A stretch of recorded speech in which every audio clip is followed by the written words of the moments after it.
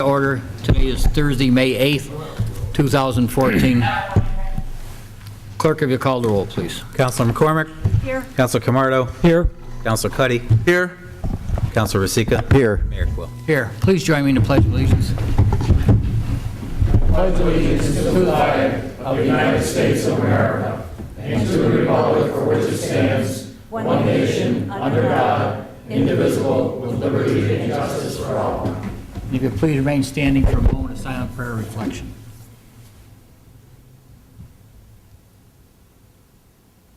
Thank you. Please be seated.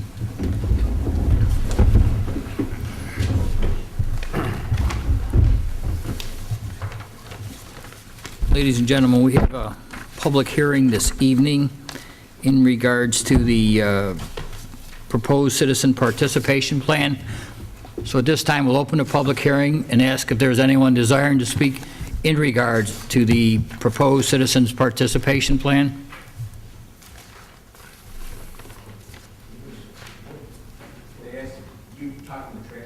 No. No. Mr. Aikman, please.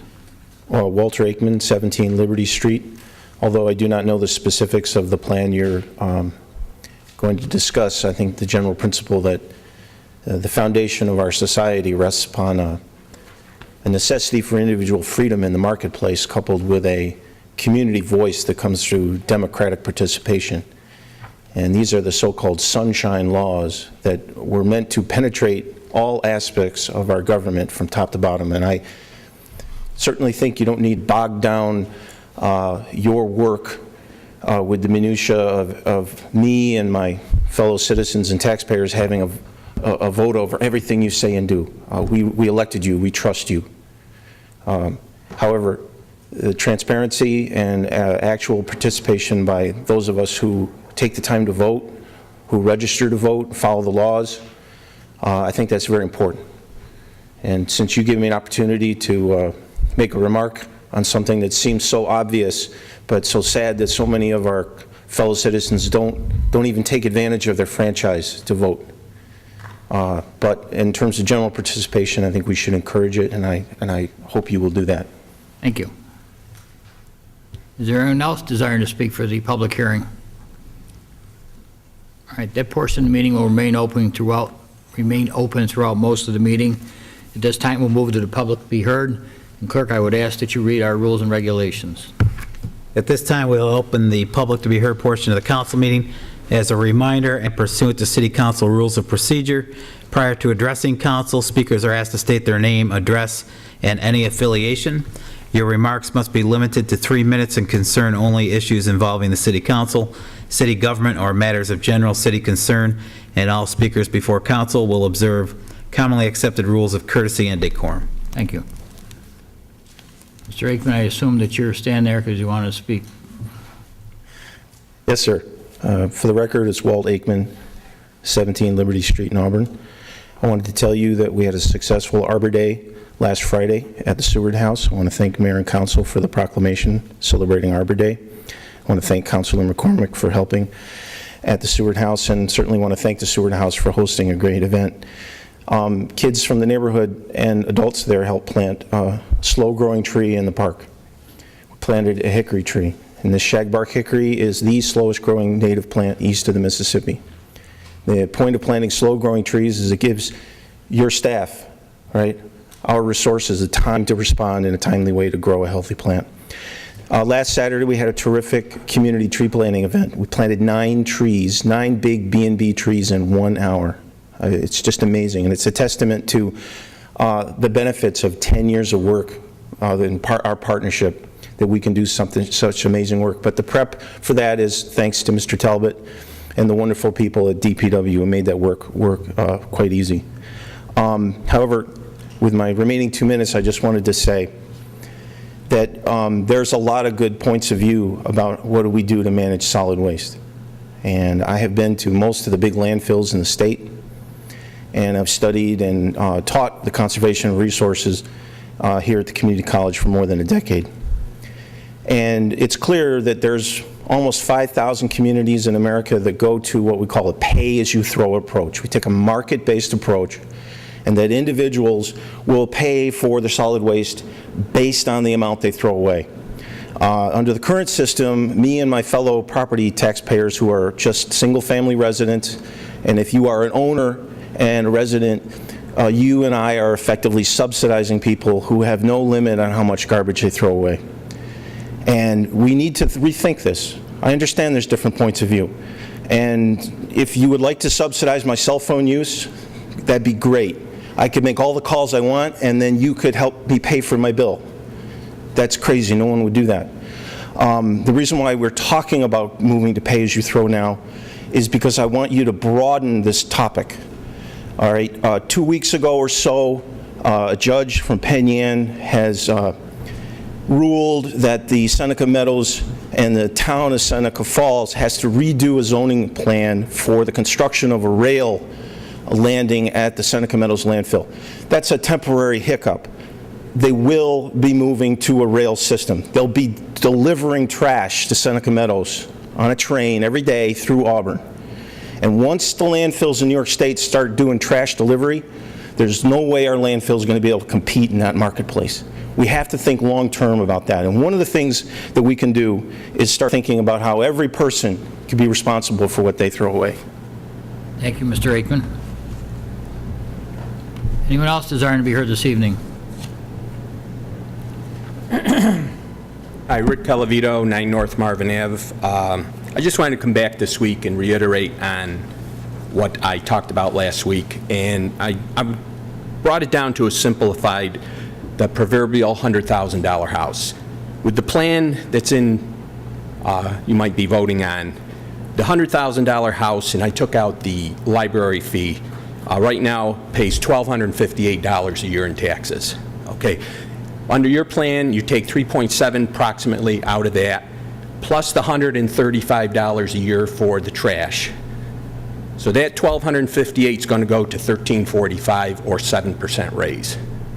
Okay, so now we take that $100,000 house, and if we do the plan we came up with 10 years ago, taking all of the trash out of the budget, or 11%, then we'll go down to $1,120 plus the $135, which will be $1,255 or a 0% raise. So, or we can take that $1,258 and do nothing this year and do the 4.8% tax increase, and it'd be $1,318. It's still cheaper than your trash plan. So, and with your trash plan, you want to collect $135 a year from every living unit, which will be $1.5 million, and you only need 1.1. So the problem with your plan is the taxpayer of Auburn is now paying 7 to 8% more, which is giving a windfall of $700,000 to $800,000 to the city. And by paying $135 a month times 11,000 units, you're profiting another $400,000, which really should be told to the taxpayers instead of hiding this money. Thank you. Thank you, Mr. Calavito. Mr. Brody. Good evening, Your Honor, ladies and gentlemen, thank you. First off, I don't want to reiterate on what Rick said. He made perfect sense. I'm going to deliver a couple of photos which are typical. What I'm asking you to do today, I'm charging you to do, is common sense to save the city. I'm on the planning board, but I'm here speaking as just a homeowner. When I started to look into just this refuse collection, City of Auburn has over 100 vacant properties. We're losing young people. The way this tax system's going now, you're pulling fees, again, excuse the expression, smoke and mirrors. You're pulling fees from one area, putting it to another. What I'm asking you to do now is I'm asking you to save the city. I want you to make hard decisions now, unpopular as they may be, to save the city. One example, and please let me finish, the West End Firehouse. If you close that firehouse, bring them to the center, the chief could operate, actually hire people, and still save money. There's no way now he can staff with a 15-person minimum. Elmira has 10 and 11 minimum. Ithaca has 10 and 11 minimum. Brighton and Geneva 100% volunteer. What I'm saying is you have to make, I'm charging you now. We're the stockholders. You're the board of directors. I'm charging you now to make hard decisions that will help the city over a long period of time. The trash issue is just one. I'm asking you to look at other revenues that are really going to save the city money as they go, and we can operate safely. I'd love a firehouse on every corner. I want to see a cop walk on every block, but we can't do that. So I'm asking you, save the city. That's what I'm asking you to do. I want you to know we're going to remember this the next election, too, your decisions that you make on this today. Thank you. Anyone else?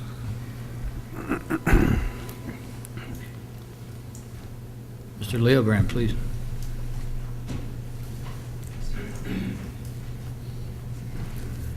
Good evening. My name is Joe Leogrand. I live at 161 East Genesee Street on the corner of North Seward Avenue. I read tonight that it's going to be like $12 a month for trash pickup. It's about $150 a year. This issue isn't new. This goes back to Mr. Salamone, Mr. Towery, years and years of managers want to balance the budget on trash. And I don't know, there was trash tag fees before. It was so many tags you get a month, and there was going to be issue there. This is another tax in disguise, I think. So I would be against this because we're already taxed to death in Auburn. I just think that some other places there could be some cuts to satisfy the budget, not on the backs of the people. Plus, I don't know, I didn't hear anything about maybe the apartment houses. Is it going to be $12 per unit? Or is it going to be like a discount for the apartment houses? If you have a two-family house, is it going to be $24 a month? I don't know. I guess you have to discuss that. I haven't heard anything about that. But what about the not-for-profits like the Boyle Center? I know my mother-in-law lived there. She put out one bag a month. So are they going to charge $12 for that bag? So it's a lot of money for some people, especially the low-income people and especially the elderly. Charging people for trash is something that, is unconscionable. We pay our taxes. We're going to start charging for fire calls and police calls. What are we going to do? Going to have a per call fee? So what can we do? I think you need to think about this and balance the budget somewhere else. Thank you. Is anyone else desiring to be heard this evening? No one else? We'll close the public to be heard. Just a reminder that the public hearing is still open in regards to the proposed citizen participation plan. Anyone care to speak in regards to that? Very well. Move along to the approval of meeting minutes from May 1st, 2014. Do we have a sponsor? Councilor McCormick, seconded by Councilor Camardo. Any discussion? Councilor Rozicki, we got the right date this week? I see that. All right. Oh, I'm asking you if we had, so double checking. No, All right. correct. Clerk, if you call the roll, please. Approve the minutes of May 1st, 2014. Councilor McCormick? Aye. Councilor Camardo? Yes. Councilor Cuddy? Yes. Councilor Rosica? Yes. Mayor Quill? Aye. Carried. We have two presentations this evening, or one presentation, actually. The Auburn Beautification Committee, ABC, presentation by Lori Turrell. Lori? I see other members of your committee with you here, so.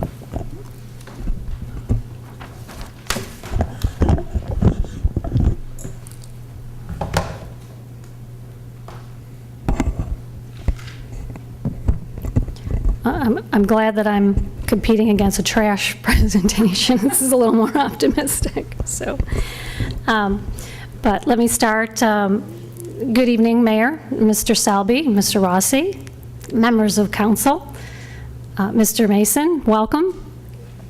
And let me start by saying how nice it is to be here again and to see all of you. It's been a while, so. Thank you for giving me the opportunity to speak to you tonight on behalf of the Auburn Beautification Commission. For those of you who do not know me, my name is Lori Turrell, and I am the current chairperson of the Auburn Beautification Commission, also known as ABC for short. And I have been on the board for 5 years and the commission's chairperson for the last 3. And my purpose here tonight is to speak on the Commission's behalf with 3 goals in mind. First, I'd like to highlight our most recent projects and accomplishments. Second, I will be introducing you to an exciting new project we have lined up for this coming summer. And last, but most importantly, my goal tonight is to substantiate the value of how the City of Auburn benefits from our programs and to urge Council for the continuance of their financial support in the 2014-15 budget.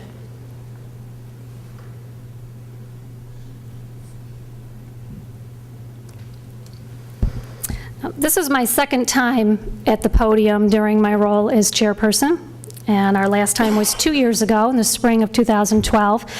And at that time, we brought to you a presentation, and this was how we started it, with this slide of this picture. And we came with a proposal for a new and improved look for our city's gateways. So these signs have been gone now for a little while, fortunately enough, because they were pretty awful at the time. And since then, they have been replaced. And upon that beginning of our proposal that year, we urged Council to support us because we knew that Auburn needed a new image. This was not the image that we wanted to continue portraying to our visitors, those people that live in the community. This is what we had to look at every time we drove in and across city lines. So with that, the Extreme Gateway Improvement Project was born. And after a year's worth of planning, ABC had partnered with the Cuyahoga County's Young Professional Group, Ignite, and we designed, contracted, and erected 2 new gateway signs located on East Genesee Street near Hunter and Lake Avenue, for those of you if you have not seen these signs. Work began in August of 2012, and at the conclusion of the project, we were able to produce a sign, gateways, that improved our first impression for our visitors. These signs now speak the language that we are a thriving community and that we take pride in our appearance. So I believe we were successful in achieving our goal of creating a new and better image for Auburn.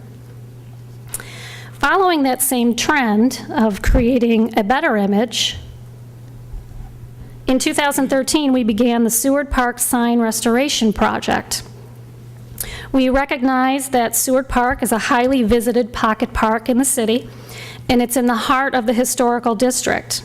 And given its location and history associated with the Seward Mansion, we felt that this was an important project to take on.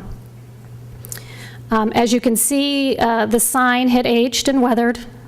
It was over 10 years at this point and quite rotten. The planter at the base was just barely hanging on, and so we knew it was time to give this park the respect that it deserved.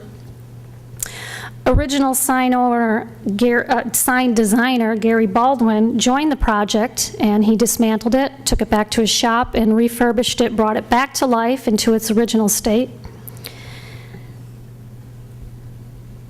And we used a recycling component with this project, as all of the brick material was reclaimed brick donated by business owner John Allen, who wanted to help us out with this project. This is all brick that he has from turn-of-the-century homes and buildings that have been torn down over the years, and so we were able to recycle that. We built a new sturdy planter that will be there for many, many years, and a more solid base for the new sign.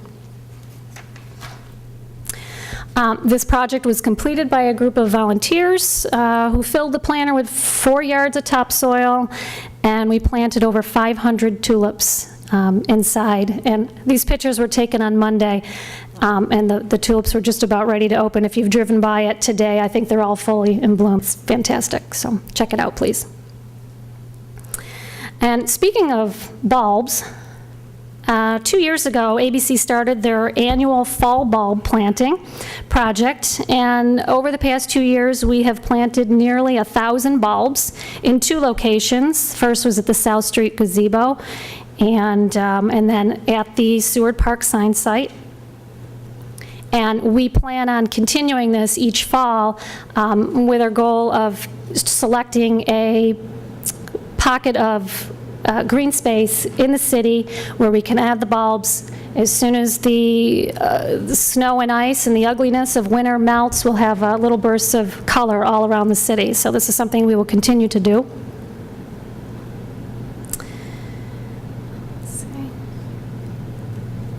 And once the bulbs are spent in late spring, the gazebo on South Street was planted with a mixture of over 500 annuals and perennials to make the South Street gazebo a city showcase. I think many times you saw me outside watering this summer. And in addition to our many projects, ABC has also successfully hosted 3 consecutive summer garden tours, showcasing some of Auburn's most beautiful residential and commercial gardens. It serves as our main fundraiser for the year, and this community event has generated over $3,200 in additional funding, which is, again, put back into projects. So other than just projects, we like to do things, participating programs as well. So what can you expect from ABC tomorrow? We're excited to promote a project that the idea began 7 years ago by founding ABC board member Jim Kent. And literally, this idea has been tossed around our board table for 7 years, and it just never seemed to be the right time to get the project off the ground. And finally, this year, we've decided, with the rebirth of downtown, that this was the best time to move it forward. So this summer, ABC would like to present Dazzle in Downtown. This is a community partnership linking ABC with the Auburn Downtown Bid and local business owners. To fund the project, it has had great success in other cities and recognized in other cities such as Saratoga Springs and Corning, New York. Downtown has already built a reputation of having great outdoor events over the past couple of years, which we will continue to do. And downtown already has great spaces, from Exchange Street, Market Street Park, the recently revived State Street Corridor, and the soon-to-be finished Plaza of the Arts. Downtown has taken on a whole new identity in the past 5 years. We have great spaces now to come downtown and enjoy. So Auburn, we decided Auburn needs this.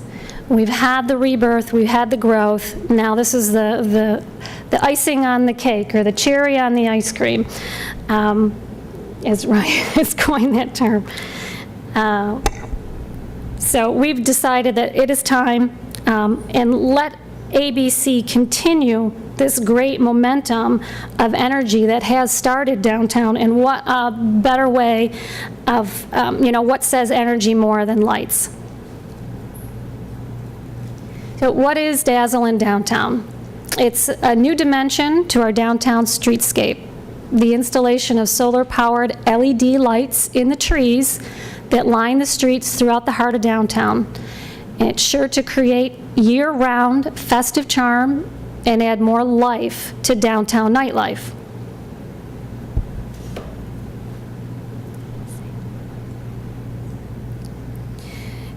ABC was created back in 2007 to assist city departments to help with beautification efforts. This project would complement outdoor events that already exist, both visually and functionally, and add more lights to our streets and public spaces. The B represents bringing tourists into downtown. The lights will be eye-catching and draw the attention of our visitors to come and see what's happening downtown. They'll see that it's all lit up, be excited about it, say, hey, we have to get down there and check things out. And C, it's to complement the growing trend for nightlife. Just in the past little over a year, we've had the opening of A.T. Wally's, Asteria Selena, a new restaurant, a new microbrewery is due to open in October on State Street, and it continues. So there really has, downtown has really taken on a new identity in the past couple years, and we want to only continue to add to that energy. So how will this work? The project is a green project, meaning it uses solar-powered LED lights, which will cost the city nothing in energy costs. The added curb appeal will only help downtown prosper and ultimately attracting more businesses and more people downtown to increase revenue for the city and increase property values. So it already fits in, and now we've really decided that it's time to make this happen. ABC has already established an aggressive marketing campaign to approach local downtown business owners to help sponsor the project. We already have one main sponsor established that's committed to phase 1 of the project. It's Woodman of the World. Thank you to one of our board members, Ryan Carr. And it was our intention to wait until after this presentation before we really hit full force with advertising and promoting this project. So we will be out in full force now with the help of Connie Riley and her connections through the downtown bid. We will be approaching every business owner downtown to see if they will jump on board to help support and fund this project. So why should the city continue supporting ABC? My purpose here tonight is much more than just showing you slides and pretty pictures of flowers and signs and lights. This presentation is to reinforce the added benefit the City of Auburn receives by continuing to support our ambitious group of community-minded volunteers. Again, I stress we are volunteers. We don't get paid for any of this. We all have our full-time jobs, and we volunteer to do this on the side because we truly believe in our mission, and we're passionate about what we do. How can we measure our success? Our success can be measured in quality projects that we have already executed. Projects that have better shaped our image as a community that cares about its appearance. Our success is apparent in the ability to partner with other entities to create bigger projects. We've done this multiple times. We've partnered with Stardust, we've partnered with BID, with Ignite, and, you know, why not pool our resources with other groups so that we can continue to produce bigger and better projects? And lastly, the financial support that we've received in the past by both individuals and business owners who share in our passion and want to continue benefiting from the work that we do. So they're confident in us and based on our past success and want to continue to support us and promote us. If they have confidence in us, we really hope that you do too.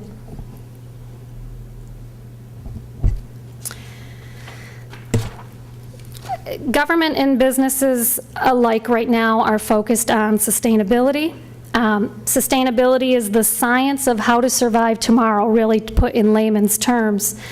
And the future of ABC is uncertain during these difficult economic times. We know that. We understand that. However, I believe that our success has been a direct result of our leadership and the public support that we have received from our projects, the feedback that we get. And how do we know this? People tell us. Perfect example is when we were finishing up our Gateway project on Lake Avenue. We were laying the mulch on our second sign that afternoon, and a gentleman pulled up in his car, pulled it to the curb, rolled down the window, and said, "The signs look great. Thank you for doing this." and multiple people would drive by and toot the horn and yell "thank you" out the window. So we are approached all the time and thanked for the work that we do to keep this community beautiful. And so that's how we know that we're appreciated and that we're a valuable asset to the city.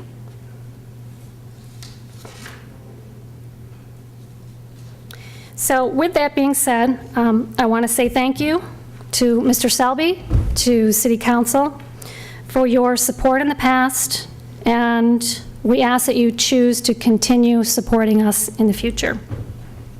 The financial assistance that we receive from the city may be just a small fraction of your overall budget in the grand scheme of things, but the positive impact it has on creating a better image for Auburn, it's worth every penny. So I leave you tonight with one word: value. The value that you're getting for your dollar. And I thank you for your time, and see you downtown. 1 minute, council, any questions for? I just, if I could please, first of all, thank you for your work. It's volunteer work that not only your group does, but many groups in this community make such a great place to live in. But I just wanted to ask you about one question, and the signs look fantastic coming into the city. Blue, how come you picked the color blue? Is because I get asked that quite a bit. A lot of people look at maroon as being the official color of the city, but I understand that's the official color of the school district. But why was blue picked for a background? We did a little bit of research, and we chose blue for two reasons. One, for the lakes between Skinny Atlas and Owasco Lake. Blue is the color, best represent the lakes. And also, the color blue is the symbol of royalty and wealth. And so it was the color that we chose. We were limited to dark backdrops: black, hunter green, blue. Didn't want to go in the maroon direction. Yes, it is the color of the school district, but it doesn't necessarily represent the city as a whole. There are other schools in the city of Auburn, Tyburn Academy. There's many schools that used to be here. So that's the reason we did choose blue. Thank you. Counselor. How about that date? No, I'm kidding. The city. Don't go there. I know, I won't go there. I wanted to ask, you raise money in addition to city support. There's sponsors. Do you have corporate and individual sponsors as well? Is that correct? We do. They vary from year to year. This particular, the Gateway project was also sponsored by Ignite. They were successful in gaining grant money that was contributed toward the project. So our goal, especially with the Dazzle in Downtown project, because it specifically benefits downtown businesses, we will be looking for a strong show of support from business owners. And the other question is, the recent cleanup for Veterans Park, was that ABC driven or? It was actually Woodmen of the World driven. Ryan is very active in the community and gives a lot of volunteer hours in addition to ABC, and he partnered. We knew about it, so ABC jumped aboard. The bid had helped advertise it, and we really just kind of got it out there in the community that anyone could show up. But it was actually driven by Woodmen of the World. Oh, thank you. I saw your face and Connie, so I figured it was, I didn't realize that, but thank you. We're one big happy family out there. One big happy family. Thank you, thank you. I've known and followed the ABC work since 2007, and it really has made a big impact on those spots that needed tender, loving care. So, thank you. Anyone else? I was with a group with the Korean War veterans on Saturday evening, and they were very appreciative that everyone had a part in cleaning the park. They made a point of that. Ryan was there also and enjoyed his company, but they were very grateful. So everyone involved, thank you. And lastly, it's good to see Em and Lori, yourself, back in City Hall. It's got to be a great feeling to walk out the door and have a big smile on your face still. So thanks for being with us. We still miss you. Connie, I don't want to ignore you, so thank you for being with us also. So thank you. thank you. Thank you.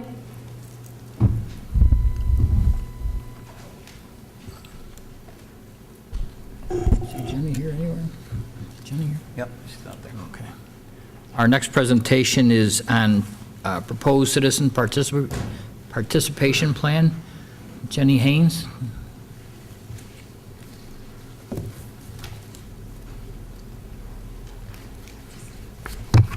I saw Lori last night, and I said, "You're going before me. It's going to be a hard act to follow, especially when she's talking about dazzling things."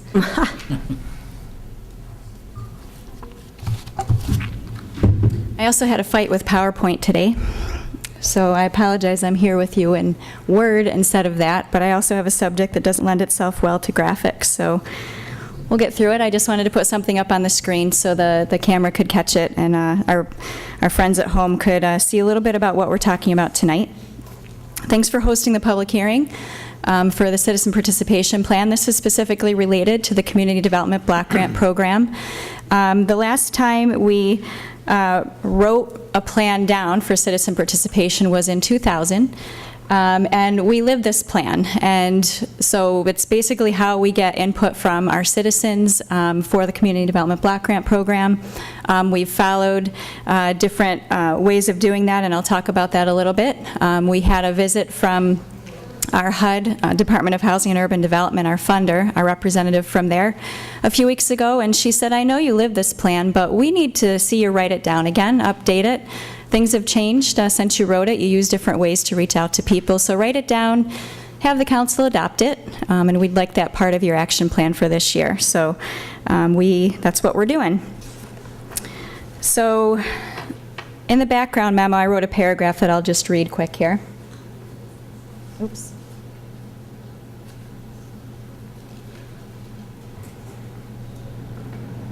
Okay, the Citizen Participation Plan, we've developed it to provide citizens and other interested parties with opportunities to participate, review, and comment in the planning, implementation, and evaluation of the HUD-funded Community Development Block Grant programs that primarily benefit the City of Auburn's low and moderate income residents and areas in the City of Auburn. So this plan is available to the public, and I'll talk about where that's available in just a few minutes. This guides the city in involving citizens in developing the three major documents that we provide through the Community Development Block Grant Program. One is the Consolidated Plan. That's our 5-year plan.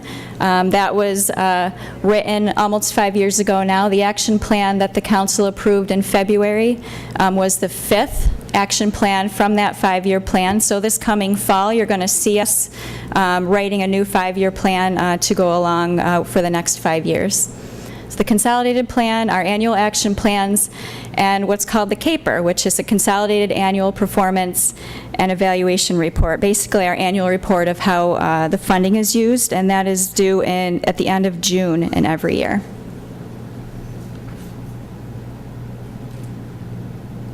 Just a quick review of the process, and you all know this because we just went through it, of how the action plan every year is developed. In October of every year, we do a public meeting where we reach out to the public and ask them to come and talk to us about priorities in the community. In December, we release a request for proposals for the human services funding that is represented in the action plan. That is a competitive process that agencies apply for, and we have a review committee that recommends to the council how that funding should be allocated, and that is part of the budget. We have 2 public hearings, one we hold at the planning board and one here at the city council.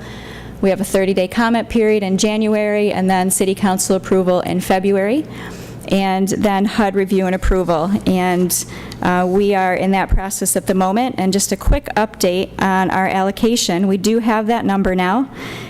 We have been allocated $845,676. which is more than we got last year. And when I presented to you in February, I was not anticipating that. That is almost $31,000 more than our allocation from last year. And as we talked about that day when we presented to you, that additional funding is going to be allocated to neighborhood parks and playground improvements. And our staff was actually talking today to DPW staff about different ideas for that, and we'll be collaborating with them as we move forward with our plan.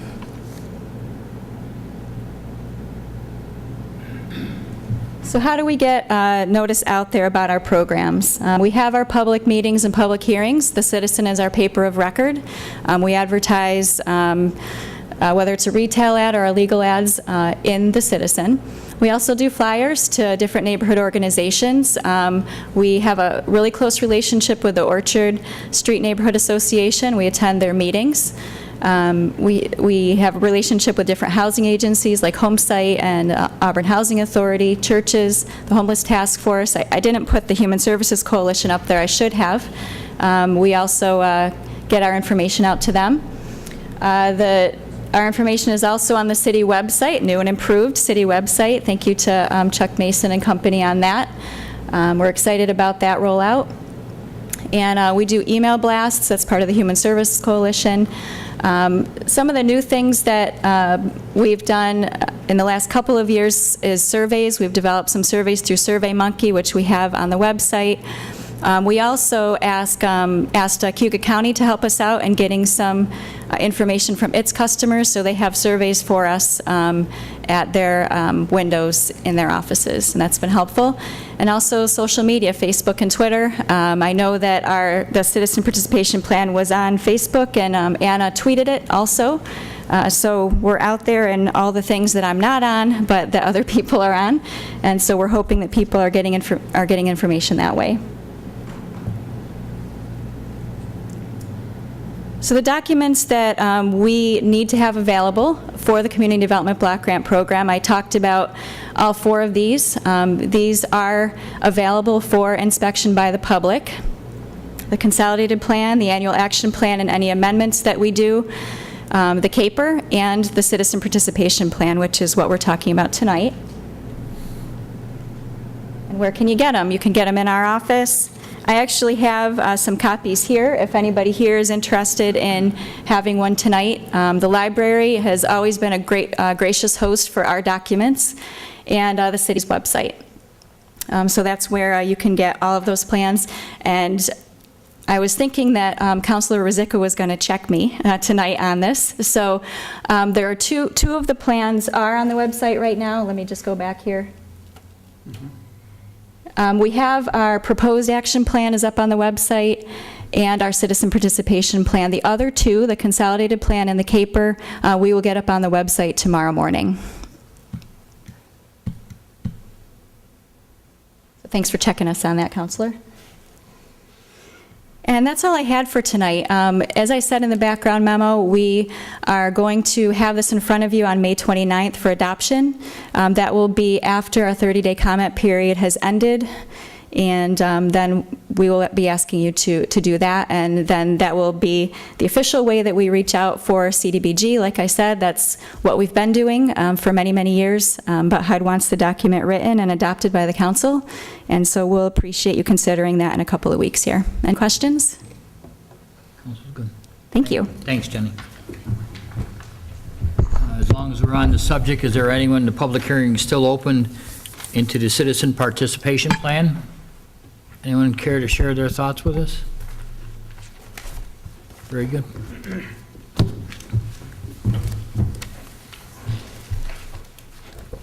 Public announcements, Mr. Clerk? Yes, couple, Mayor. First is U.S. Representative Dan Maffei will host a public town hall meeting next week on Tuesday, May 13th from 6 p.m. to 7 p.m. in the Bisgrove Theater at Cayuga Community College, 197 Franklin Street here in Auburn. It's Tuesday. Tuesday night, next week, May 13th. Thank you. And then secondly, announcement about our electronics recycling event being sponsored by Cornell Cooperative Extension of Cayuga County Solid Waste Management Program, and the Cayuga County Department of Planning and Economic Development. This electronics recycling event will be held on Saturday, May 31st, 9 a.m. to 2 p.m. at the BOCES campus on 1879 West Genesee Street Road in Auburn.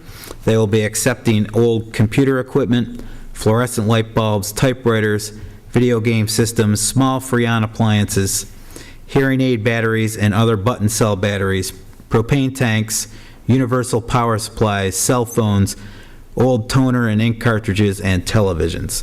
Again, that electronics recycling event will be Saturday, May 31st, 9 a.m. at the BOCES campus. That's it, Mayor. Could we ask you, is it possible to put that on the website? The last, it's already there, right? It's already there. Thank you. Could you do a little faster next time? Sure. City managers report. I have a few items, Mayor. Citizens may have noticed a strange-looking truck driving up and down the streets. That's the pothole killer, and the council authorized us to lease that piece of equipment. And I've got Mike Talbot here this evening to give an update on how that's been working this first week.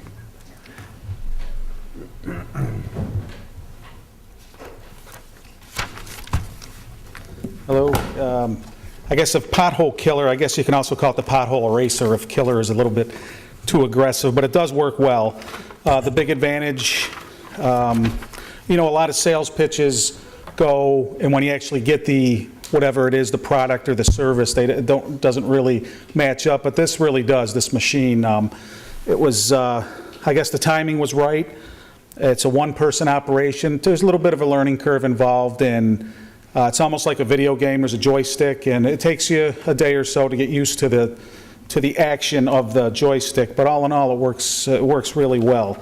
Now, surprisingly, what it reminds me of is one of the Payday candy bars. If everyone knows what that is, you got the caramel, and then it's got peanuts on it. But it looks like loose stone when we're done, but it's not. It's hard, and you can actually touch it. But how it works is you pull up to the pothole, and it's all how you line it up. And you know, we really have 2 people that run it. We run it 2 shifts. We average, you know, anywhere from 60 to 70 potholes per shift. It's going well. But you line it up, and I know some people had the opportunity to see it when it was here in the demo stage, but it really works as simply as they demonstrated. It puts down an emulsifying tack coat, and then it has the slurry of stone and emulsifier, and then you top it off with the stone. And that hardens. Obviously, it's yet to be determined how long it lasts, but all indications are it's going to last pretty well, so we're optimistic about it. Some of the, you know, there are some minor issues with the truck, so we constantly, and we've been in touch with the suppliers, and small things like occasionally we have to weld little pinholes that appear in the boom that shoots out. So if a emulsifier starts leaking out or a stone shoots out, we have to tack weld that stuff, which is no big deal. Sometimes the hose gets plugged, and you know, we've had to take it apart. And one of the, probably if the emulsion's too thick when it comes out, it'll gum itself up. So there's a back blow procedure that has to be done at the end of each day, so you have to do that to clear it back out. But all in all, it's been relatively foolproof. And yes. Would you see this down the road as being an investment for Auburn? Well, you know, I guess we're in the most optimal position, I guess, because we were able to work with this machine now, not yet, but at the end of the month, 30 days, and yeah, I would really, I think we should consider it. I don't know what one costs, but it should be worth looking into. They're lease only. Are they? Yeah. I know they probably have similar products out there for purchase, but maybe that's something we can look at.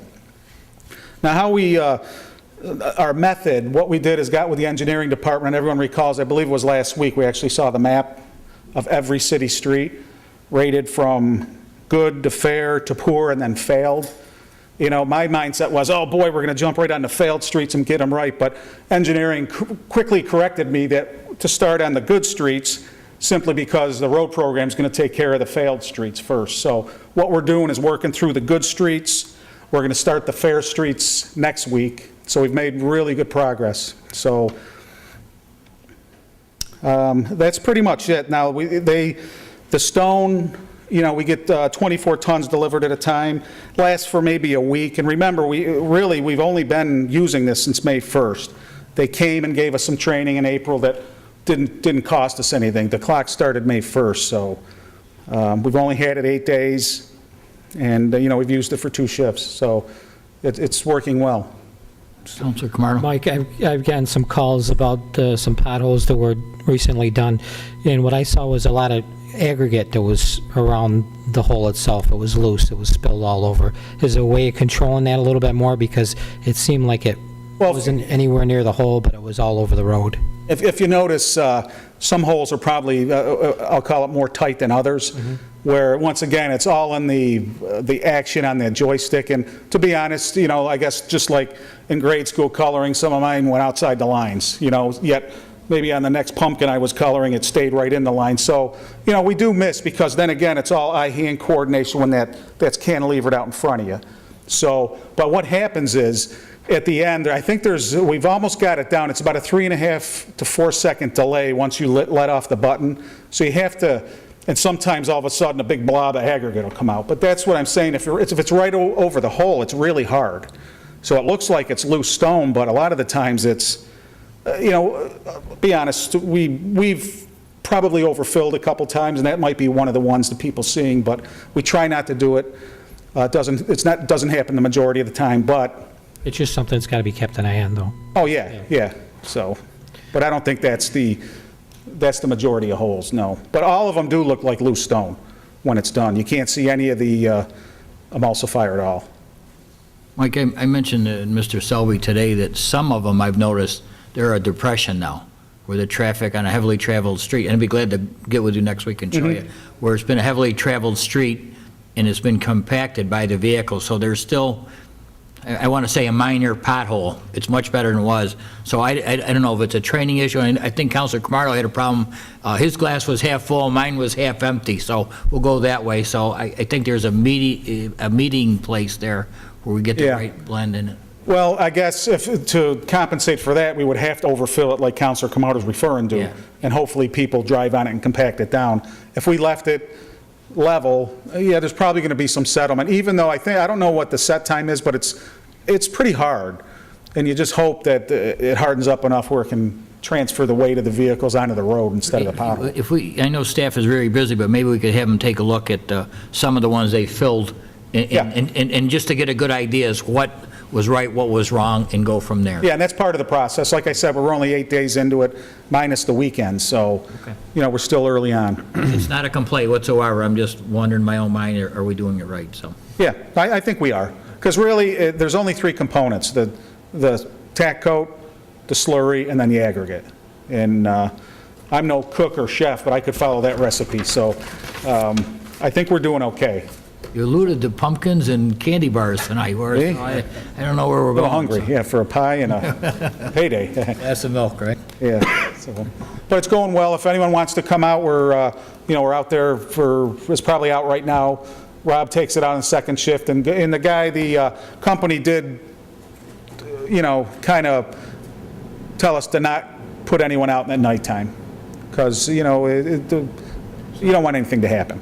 So we are running it probably to about 8 o'clock to dusk on the second shift. So, Mike, you and I talked about the materials and how fast you're consuming them. Can you say something about that with regard to your budget?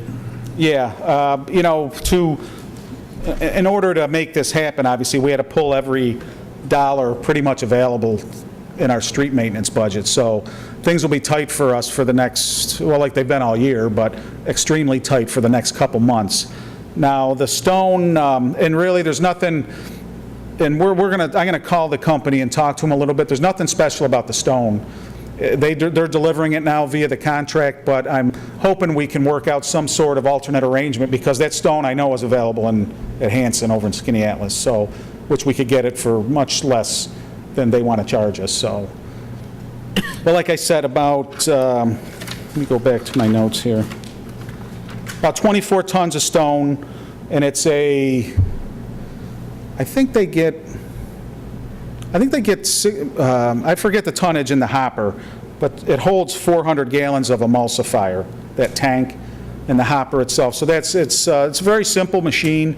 I think that's a good design. They didn't overcomplicate things. It's, like I said, the problems we've had with it are very easily remedied.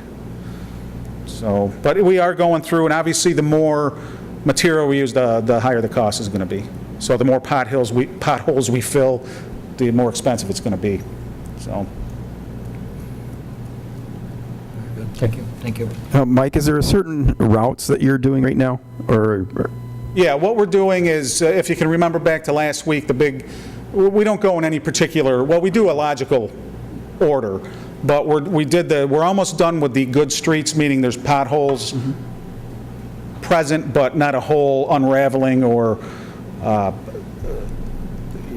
demolition of the road. So we're doing them, then we're going to go to the ones that have a few more potholes, but really no design issues. So we're staying away, and I know it sounds crazy, but for now, we're staying away from the ones that failed via engineering's analysis, because they're going to be redone, reconstructed here in the next few months. So what we don't want to do is heavily erase or kill the potholes, and then it gets dug up in another 2 months. So, but there is, and yeah, what part of the merit, I know the answer, I've already done it, but part of it is to go back through and see what we've done, and see, in the next couple of weeks of how we can improve. But it is difficult. It's not as easy as a video game. It's difficult because you have to be lined up just perfectly, but the more you use it, the better you become. Very good, Mike, thank you. I have a couple other items, Mayor.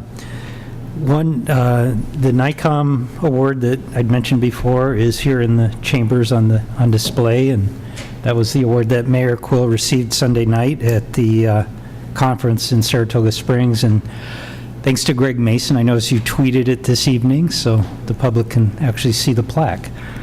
I wanted to acknowledge Connie Riley, too, but unfortunately she left. But BID was a big part of helping make the program successful and receiving this award.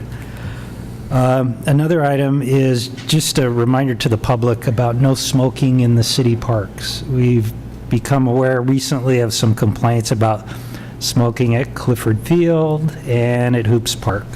So just a gentle reminder that there's a no smoking policy in the parks. And so as the weather gets nicer and more people are out, we'll monitor that.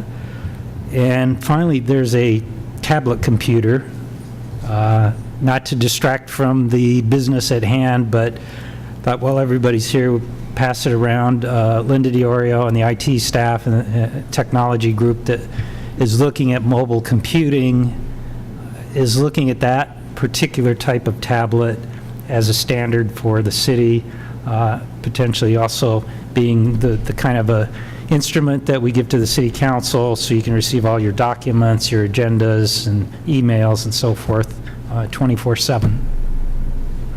That's it. Very good. Seeker resolutions? None, Mayor. Ordinances? None. Council Resolution Number 88 of 2014, approving a joint meeting with the Cuyahoga County Legislature. We have a sponsor, Councilor Camardo, seconded by Councilor Ruzicka.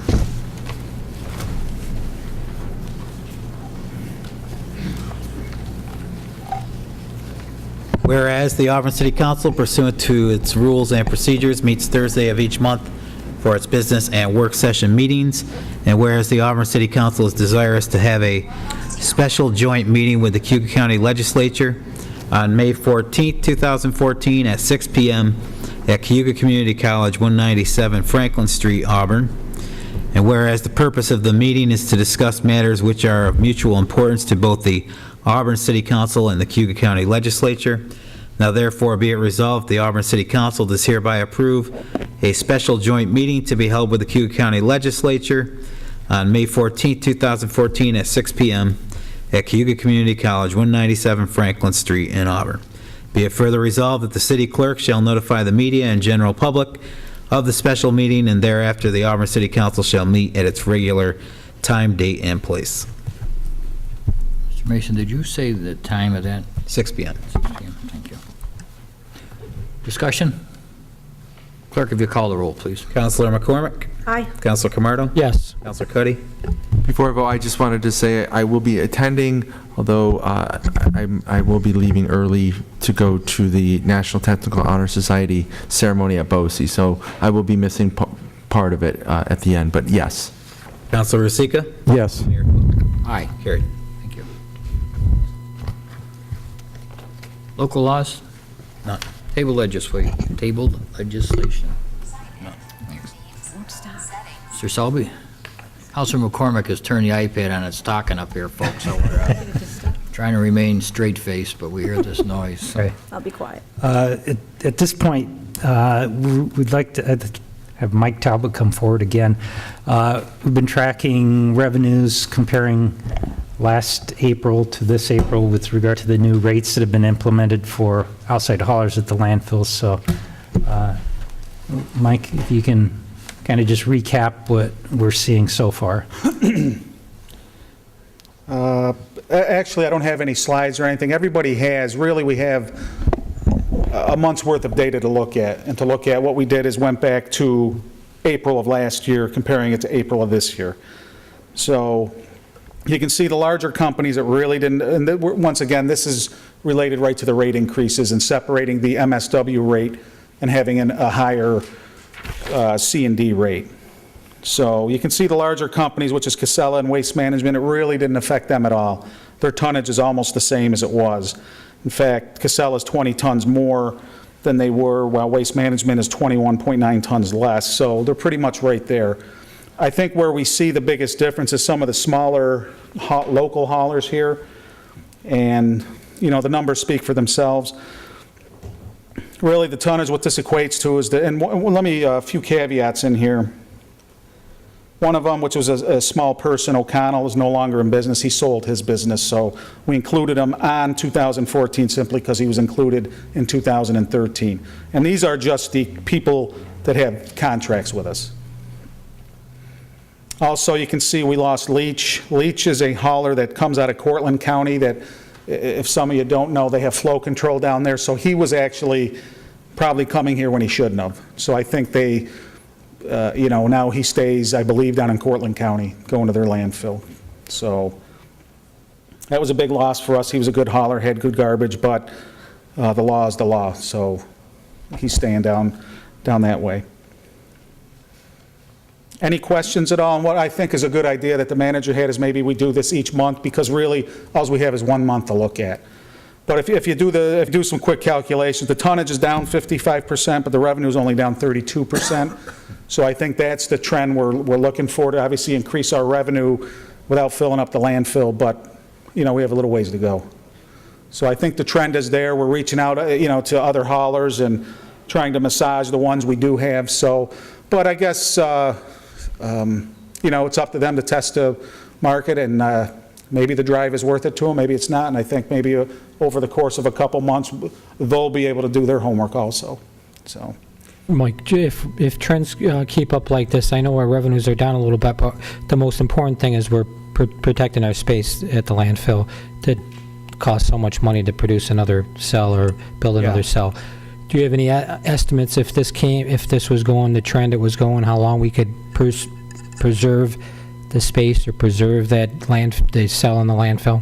You know, when you make projections like that, I'm a little bit more conservative, so in my mind, I'm accelerating the intake a little bit, just because you'd hate to say, you know, 5 years when it's actually 4.5 or 4 years. So at this rate here, obviously, it'd be great if we could match the costs associated with this schedule, but that's another topic. But, you know, you're probably looking out 5 years. And it's funny because of all the numbers you can crunch, and you look at them at different days, you look at them at different hours, maybe you see something different. It always comes back to certain numbers, and I'll just throw these out there. That really, if the way the trends are going, if you look at a 12-month period, we're probably guaranteed anywhere from 36 to 40,000 tons of garbage. And like I said, that's the majority, and that's what these numbers are going to show too, that if we continued this, I think at the beginning of May, we were at 12,000 tons, so that's, you know, a third of the year, so you're right about there. And what it also comes down to, if you do the number part of it, if you look at the deficit or the difference divided by the tonnage, it always comes out right around that $22, $23 a ton. So these are just numbers that consistently pop up. So, you know, it's fun to look at numbers. It's also, as everyone knows, a little bit frustrating because you wish you had the answers, but this is as good as we can do, and, you know, we're monitoring it closely. So you're saying extended landfill life by 4.5 years, roughly, compared to how much life is left on that right now? No, I was thinking total. Total? Yeah. Total. I mean, you know, we'll squeeze I thought we were talking about like 8 to 9 years originally, when we originally did these estimates, that we could get 8 to 9 years out of the current cell. But I think all the projections for our annual report that is, we always have to assume our 96,000 tons, which we're permitted for. But you're not coming anywhere close to that right now, correct? No, Right. no. So, like I said, I'm a little more conservative maybe than I have to be, but, you know, we'll get a lot more accurate with that once we get So after you get a some year time under your into it. belt, Yeah. probably, right? Yeah, because really, and, you know, getting back to the budget and, you know, the different ways you can look at any trash policy, it really is, we'll position ourselves for future consideration for refuse collection, because, man, I'll tell you, to build a new cell is just really expensive, you know, and I just don't think we should probably do it. Especially if you still owe money on the current cell. Right, so. Mike, could we get another follow-up for a couple more months and see what the trend is? I mean, this is our first, I'm going to say our first data point. So I would like to see it because we were going to closely monitor this and maybe perhaps make some adjustments as this went. And we can't really make an adjustment on one data set. So I'd like to see if you can do this for the next, maybe we can look at it in about a quarter. Yeah. And we'll see what we can, if we have to adjust these rates to kind of bring things back to a favorable balance. Yeah, and I know Scott looks at these numbers every day, and we're in close contact several times a day, and what happens when we bill at the end of each month, this is what we're going to do. Okay. So here's April, and then look forward to having April and May for next month. Okay. And then we'll do April, May, and June, and then we'll do, and there's your quarter. Yep. Thanks, Mike. The next item on your agenda is the... If we could take a minute, I'd like to make a last call on the public hearing, if we may, close it out, because I think this will be a little bit longer. So at this time, is there anyone requesting to speak in regards to the citizens' participation plan? Hearing no one, we will close the public hearing. Mr. Selby, I'll Okay, turn it back sorry over to you. about No, that's fine. The next item is to talk about next year's budget, and so I asked Laura to come forward. A number of questions were asked, and this evening I'd like to kind of recap the budget proposal, address the questions that were asked, but also talk about the trash proposal because it's an element of the budget. So, or if you want to start with the trash proposal. Mayor, before we get involved in the trash proposal, Kathy Barnard gave a letter. Did you submit that as part of the record? Because I didn't. I will. Okay, thank you.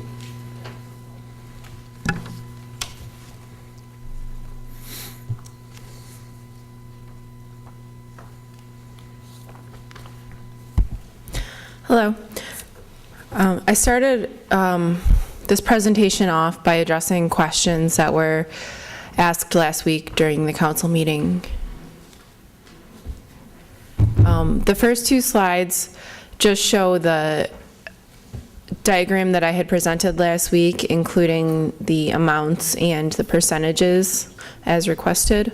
And then the second slide, or third slide, shows the revenues, percentages and amounts as requested. The first set of questions is, there was a question with regard to how would nonprofits be charged. Nonprofits would be charged as a non-residential business, and they would be billed the same fee as the rest of the non-residential. There was a question with regard to bag size in a comparison we had. In doing further research, it was determined that bag sizes vary, so it's probably not a good comparison.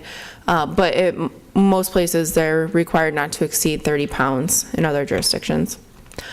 We looked into phasing in general support. So in this case, it would be, we'd start the fee this year, but it would have some general support. Fee would go up next year.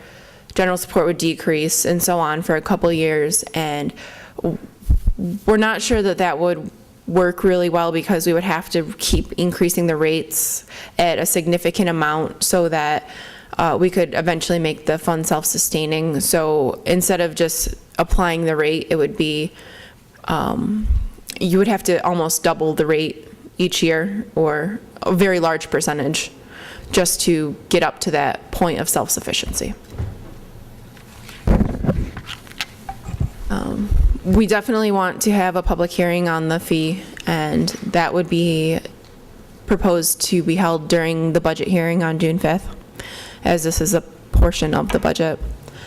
Bulk items would be treated the same way, so we would still continue to pick up bulk items for a fee, although as a incentive, we could potentially take bulk items out of a fee like it used to be done, and pick those up as part of the service. So we would be enhancing the current service by discontinuing the fee on the bulk items if this program was implemented.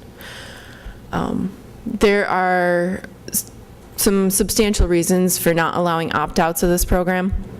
The city would need a full-time enforcement officer to go around, follow the garbage trucks around, to make sure that people aren't putting their trash out and having it picked up even though they've opted out. The men, when they're out doing their job, they pick up the trash cans or trash bags, put them in the truck and move on. It would seriously increase the time to have them double checking each address, and we would need to add more expense to allow this to happen because we would need an enforcement officer.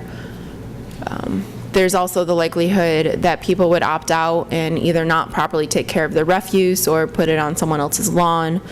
And we want to make sure that our city stays clean and everyone's paying for the service that they're receiving.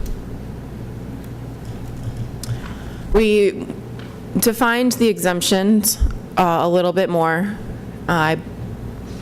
For residential buildings, it would be buildings over 4 units and over, I'm sorry, there's a dollar sign there, it's not supposed to be, over 10,000 square feet, which are too large for the city to service and already have an outside hauler. You know, the big properties that we're talking about that already have a dumpster, Standard Woods, other large residential complexes.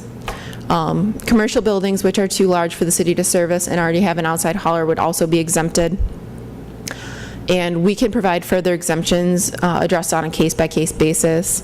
We would require them to prove that they're already have an outside service and that we aren't able to service them. The next item is the staggered rate parcel fee, and this was a suggestion by a council member, and what we did was put together a fee schedule so that it wasn't just the doubling of the fees as you increased the number of units. So the first 4 items on here are residential, 1, 2, 3, and 4 and over units. And they're increased at a rate of approximately 90% of the previous increment.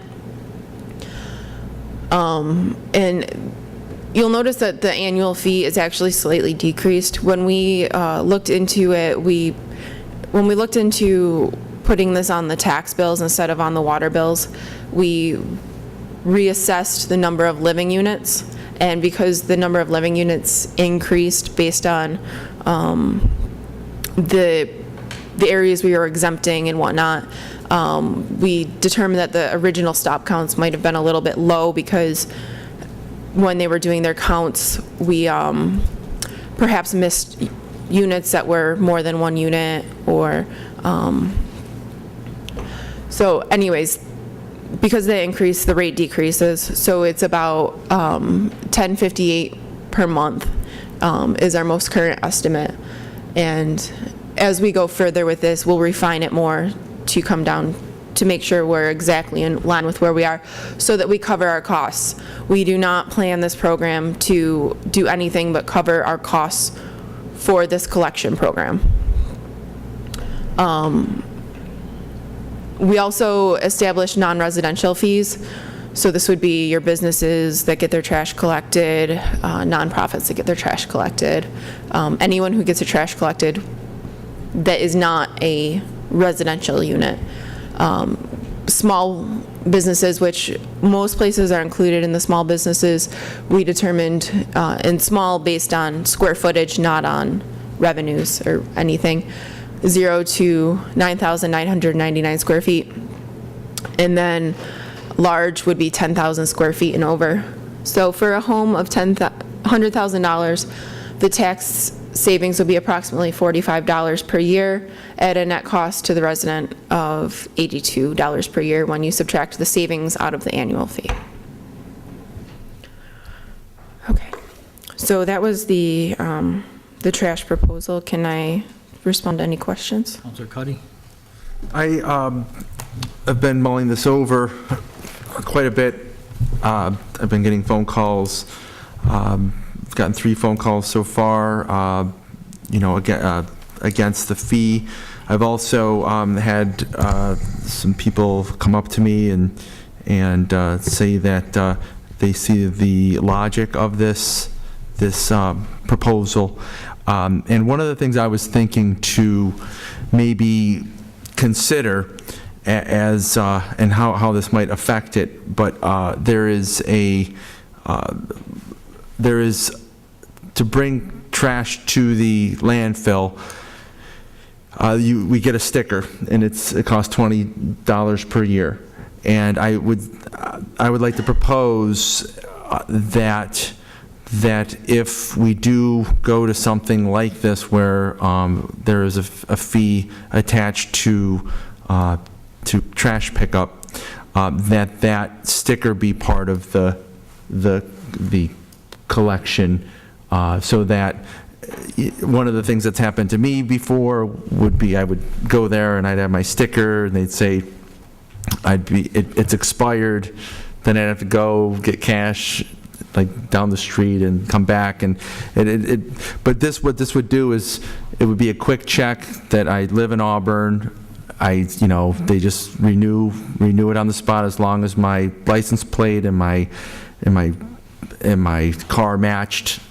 And what that would do is it would show that we, as a city, understand that this fee is, that there are other benefits that this fee may incur, and that all it would do is basically give people an opportunity to bring their trash.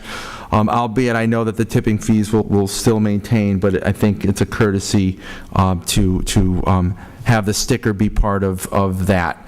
So if they don't have a sticker yet, they would just bring their car and fill out the paperwork and not have to pay the yearly $20 fee. So that's a proposal that I would ask Laura and Mike to consider if we're going to go this route. And if I may ask you a question, because sure. I understand what you're saying. I think basically everyone in the city of Auburn then would be allowed to go to the landfill.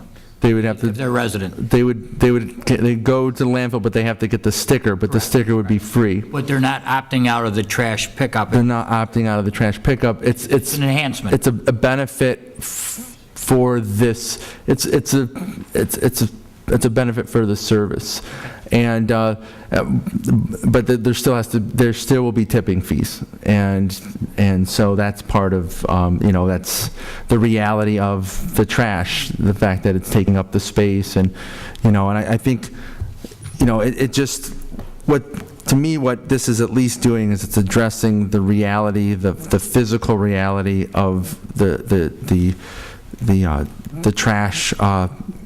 Our own trash, and I agree that pay as you go or per bag is probably the most equitable way, but as stated before, it could be very controversial. Mr. Colavito had mentioned that didn't seem to be very feasible in Auburn, but eventually, this may be a stepping stone, and I think that I'm still a bit confused, and the individual could still, Councilor Rizzi, is there something wrong? I'm confused as well.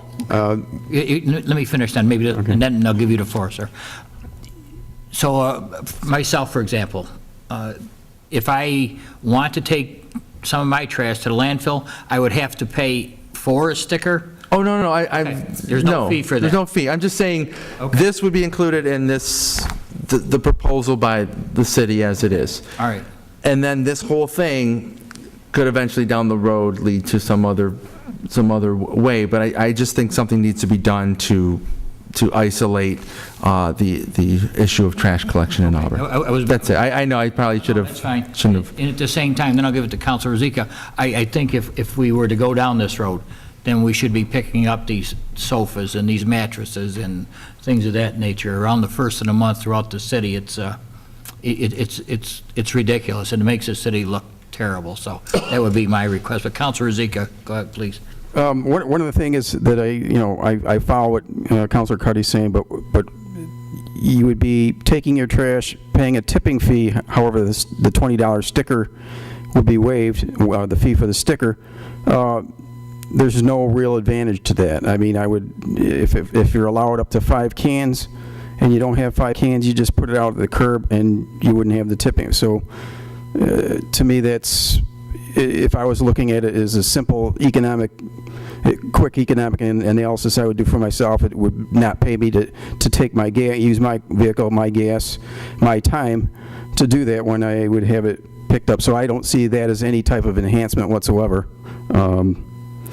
However, I had to race my answer machine twice in the last few days of all the calls that said, one's yes, that they agree with me that we don't need to, we should not have this fee and that it's a hidden tax, and others pleading, please do not do this. I think, again, to me, we got to look at other ways first before we say that this is the way to balance the city budget. Again, we got to look at changing the size of government.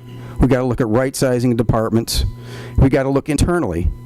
Some of the proposed budget items here that I see, where we're losing police department support with 2 officers. Representatives going to be in town here talking to this heroin problem. We have a department that's performing 11,000 calls for service in 3 months. That means they're going to talk to just about everybody in the city, and we're going to reward them for their effort and service by reducing their staff level and increasing workload if they were to even be able to achieve the same level. I don't agree with that. If anything, rather than bring back the laid-off firefighters of the 4, why don't we just do 2 and bring back and maintain the police force at the same level that it currently is, or perhaps even increase it, which it desperately needs. We can't acknowledge a safety standard of 14-man minimum for the fire and totally ignore the standard of 8 patrols for the police. It just doesn't make sense to me internally as a logical rationale at all.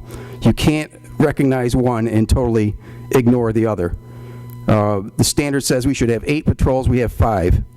So if you take that same ratio and apply it to 14, the math doesn't work. So again, the police staffing level is very critical. We're having issues they are containing or in a bigger problem, and to diminish the force by 2, to me, is totally unacceptable. Counselor, with all respect, I'd like to ask Laura to finish up her presentation, if you wouldn't mind. Sure. And we could certainly go back to that, but I'd like to stick with trash if we can at the minute. Oh, we were talking about trash. Yes, that was part of it, but we're doing, I say we got to look at our departments first. I got confused. I understand the bridge he made, but I'm trying to get us back That was a for great our bridge, presentation. yes. So, Well, it's part of the budget process, isn't it? Aren't we talking about? I thought we were talking about the trash. I wanted to give her the courtesy of finish her presentation and then get into the budget, so. Yeah, She was. I was finished. Perfect. But maybe we weren't. Yes. Yeah. Does anyone else have any trash? Oh, no, I didn't mean you, but I didn't know where we were. I was really lost, which is easy for me to do. Council, is there any other, we're going to talk about the budget, but is there any other questions in regards to the trash at this point? Well, I kind of forgot where we were.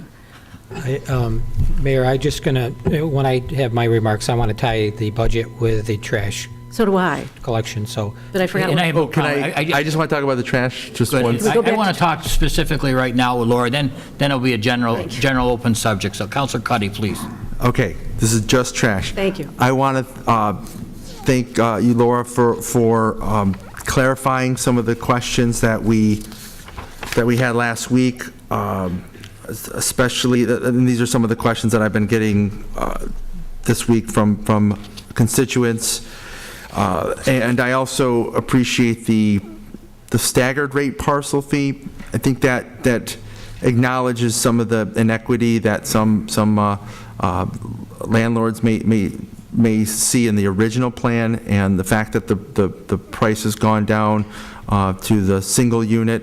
You know, it just shows that the city is trying, and you know, I hope that we can continue on this path and try to make it as affordable yet sustainable for both the people of Auburn and for us to continue to have our trash being taken away by the workers of the city of Auburn. And I do not want to see this go into private, see this go and open this up to private hands, and that would surely cost the people of Auburn much more money. It may not be part of a tax, or it may not be part of a fee, but it will definitely cost the people of Auburn more money if we totally relinquished it, and the city would not have oversight on the trash collection. So I like where this is going. I don't think it's done yet, but I appreciate the move in this direction. Other business now, Council? No, I still want to do trash. Still on trash Back to trash. and the overall budget. Fair enough, Council? Well, yes, if I may. Please. Well, I just wanted to, when Councilor Cuddy had mentioned the option of the sticker, I know a lot of people over the years, aside from this trash issue, have complained about having to pay the sticker. They live in Auburn, why do I have to pay for the sticker? And that having the sticker included, or the value of the sticker, the service included as part of the $11 or whatever the fee could be, if we go in that direction, added value like people get when they do certain things in a retail world. And to Councilor Rozika's point, a lot of people don't use the landfill, and so it wouldn't be a big deal. It wouldn't add value to their dollars, but those that do, they would be appreciative of that. And I see what you're saying, in that would be a good idea, but it would be property owners only, right? Yes, it would be, from my, what I would like to see is, because I do like to get, if I'm cleaning out my house, if it's spring cleaning, I would like to be able to get it out of my house, and I go to the landfill A lot of people at least once a month. That, plus I also got calls, and I think there's a lot of misinformation, and it's difficult to unring the bell once it's been rung. A lot of misinformation about what we're trying to do. And I don't know if we can unring the bell. It's not an added tax. It's not, the purpose of this wasn't to add to, especially single-family homeowners, especially senior citizens on fixed incomes, in particular senior citizens on a fixed income.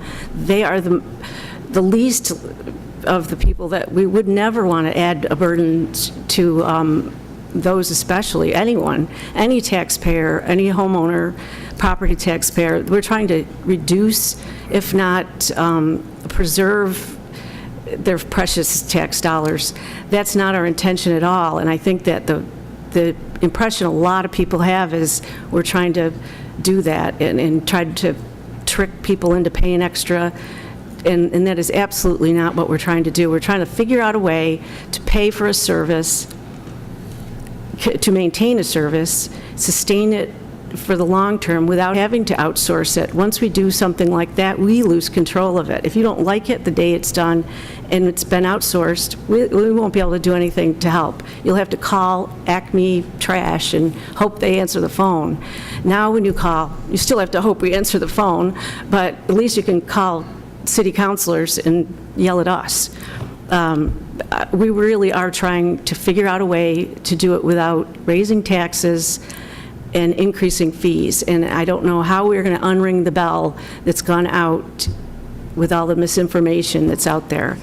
But we're going to try and work on it and find the right solution. And You can't make everyone happy, but we're going to try to do the best we can, and we're still working on it and talking about it, and we welcome all the phone calls, we welcome all the input, and on June 5th, I think, the public hearing, and there's a public to be heard every week, and you know our phone numbers.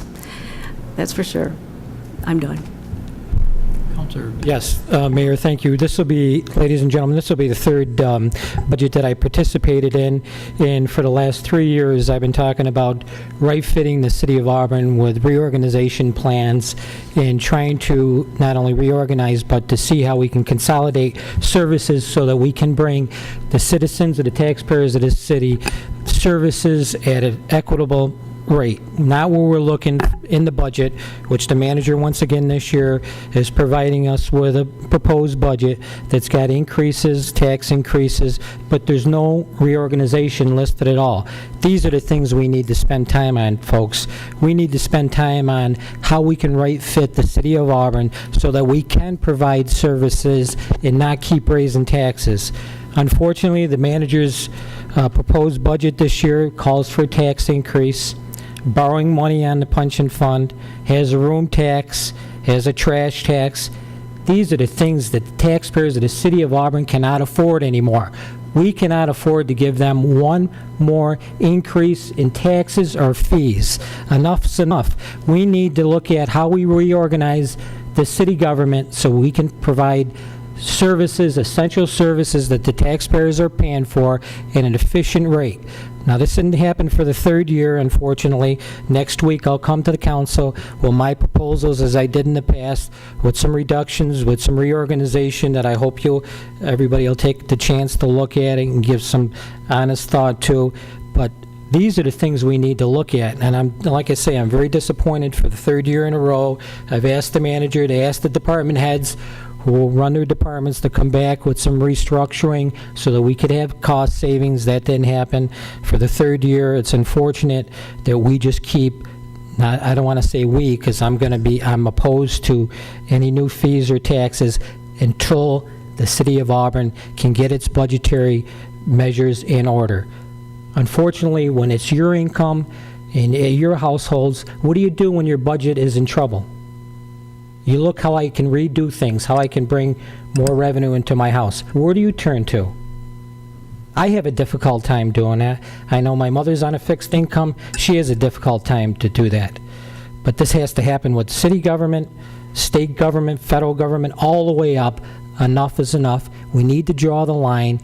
No more new taxes, not until we can get the city of Auburn in a right area where it's right-sized and people can afford the taxes so that we don't have people selling their homes and leaving this area, unfortunately, that we can attract youth to the area so that they pay taxes and they pay sales tax and so on and so forth, and we can keep the city going. Those are the things we need to concentrate on. We need to spend numerous council meetings on how to reorganize government to deliver efficient, effective services. Thank you. Councilor Zeke, I think you're next. I can't support that statement enough. Until we can make absolutely sure that we run the city government as efficiently and with a staffing level that's supported by what is affordable, I can't support any tax increase, which this is. On the bottom slide, it says for a $100,000 home with tax savings would be approximately $45 per year. They're rolling out the property tax value. However, there's a net increase with the 45 taken up 83. That's an increase. That's not a reduction. That's not parity. It's a simple 83 over and above dollar increase on an average $100,000 home a year. So this is not a savings plan for anyone. This is a cost burden. I had an elderly lady come up and said, I cannot afford $11 a month. I can't do it. So what are we going to do? Are we going to say to everybody that they physically can't or actually do not have the resources available to pay this? Well, what are they going to do? They're either going to just put their trash out and not pay for it, or the tax, if it goes on a bill and it becomes delinquent, what happens? Is there a penalty for the property? Is the property seized for lack of tax payment? That's not clear to me what the penalty is if you don't pay this. So, but all things being said, these are the people that we're going to hurt. We cannot hurt the people who make up over half the population of the city. This will hurt everyone from in the low to moderate incomes that are even renters, because the landlords will simply pass this on to them. This is not the way to look at city businesses, to just throw taxes out there, increase costs, or add fees. We need to look at right-sizing the government, shrinking where we need to, consolidation, and reorganization. And until we do that, and we've done everything possible there, we shouldn't even be looking at raising this type of fee. This has been a chronic, I'm going to say, it's a spending problem. There's been nothing discussed this year at all about containing costs. Again, I have not seen one thing about cost containment being discussed by this current council. Everything has been add fees, add a counter person. Well, if you add a counter person, most people now know when the counter is closed. They make plans, they plan around the counter hours of operation. I haven't had one complaint or one phone call regarding accessibility to the counter. I don't believe adding a counter person there would help. I don't think that we should be adding personnel. In fact, I think we should be looking at what we're offering. We need to control costs. Unfortunately, controlling costs means a lot of things. We got to look at exactly what Councilor Camardo said. We got to look at what we're doing and reorganization. And until we make this type of plan, we're not doing our job. We are not spending the taxpayers' dollars prudently. We're not being the adequate stewards that we should. We should be doing everything possible to give them the biggest value for their dollar, up to the point where no more can be done. And I haven't seen that yet. I look at the current budget, and I'm going to be turning in my my budget inputs, and part of it is going to be suggesting some reorganization, which, again, to Councilor Camardo's statements he made, is absolutely needed. These are the things that are going to help. We got to do the consolidation and the reorganization. These are the big dollar items. Councilor Cuddy.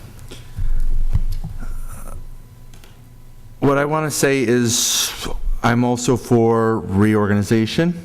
I'm also for consolidation. So those are things that I think we can all agree upon.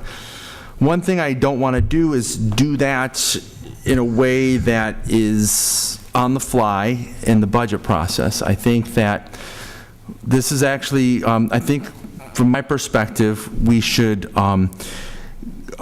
consider each councilor's suggestions for the budget, and it may include reorganization and consolidation, and some of my colleagues' proposals. I am more interested in, again, this is my first year on council. I'm getting a lay of the land. I want to understand the proposals by the city. I want to understand, what the benefits are, and I will have some suggestions too. But my suggestions won't be as radical because I want to fully understand, where I am at this point. But I do think that consolidation and reorganization would be more fruitful after the budget process, because that way, number one, we will have the hurdle complete. We will have a better idea of what the current fiscal year is. Then we can look at the inefficiencies, if there are any. But I do believe there are some inefficiencies that need to be addressed.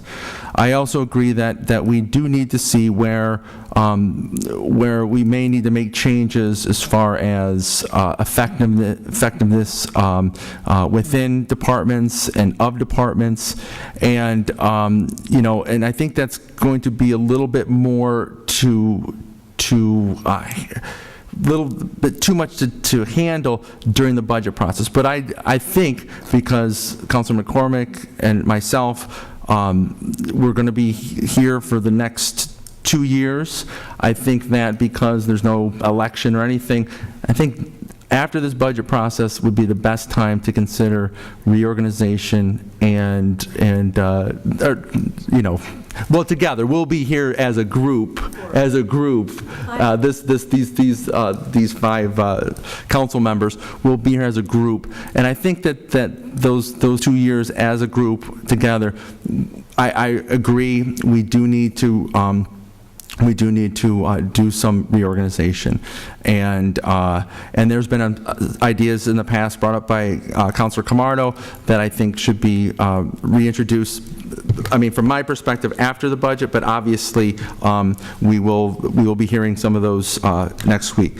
The other thing I want to do is at least, just state that I think another aspect of this budget that is somewhat unique is that we are not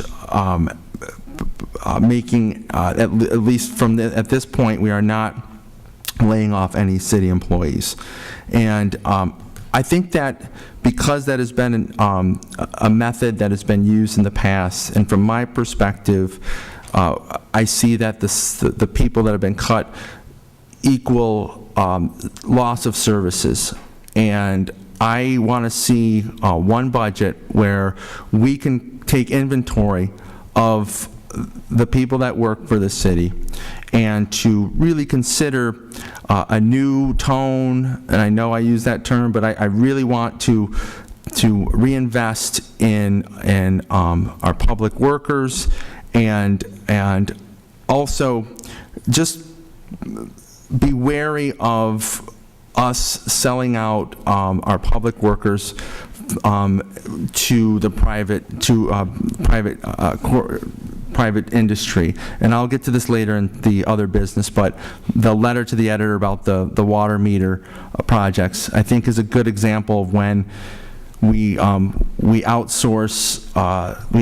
something and there's loss of communication, there's lack of oversight by the city, and it really makes the city look bad, it makes the council look bad, and I really think that there needs to be an effort to really take inventory of our departments and our workforce and work with what we have, and then consider reorganization and consolidation where we see fit. Counselor? Okay, just finish. Counselor, unfortunately, the budget has some structural problems with it. And you can't fix a structural problem with borrowing from a pension fund, keep increasing fees. Structural problems have to be identified. They have to be identified during the budget process.